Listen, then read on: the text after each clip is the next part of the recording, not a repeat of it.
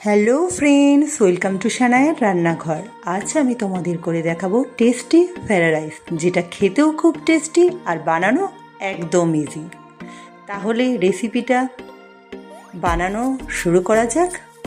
এইদিকে আমি নিয়ে নিয়েছি গাজর, ক্যাপসিকাম আমি কেটে রেখেছি, আর একটা ছোট বাটিতে নিয়ে নিয়েছি আমি ঘি, আর একটা প্লেটে নিয়ে নিয়েছি আমি কাজু, কিশমিশ আর তেজপাতা।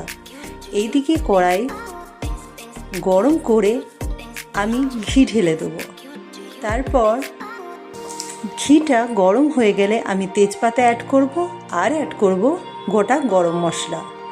তারপর হালকাভাবে নেড়ে এরপর এখানে অ্যাড করব আমি কাজু অ্যাড করার পর আমি এখানে অ্যাড করব কিশমিশ। কাজু কিশমিশ সব ভালোভাবে নেড়ে চেড়ে নেব। ততক্ষণ নাড়াচাড়া করব যতক্ষণ না এটা বাদামি রঙের হয়। এরপর কাজু কিশমিশগুলো লাল লাল ভাজা হয়ে গেলে আমি এখানে কেটে রাখা গাজর অ্যাড করব। তারপর ভালোভাবে ভেজে নেব। ভালোভাবে ভেজে নেওয়ার পর আমি এখানে কিছুটা লবণ অ্যাড করব, আর তারপর ক্যাপসিকামগুলো দিয়ে ভালোভাবে নেড়ে চেড়ে ভেজে নেব। আর এইদিকে আমি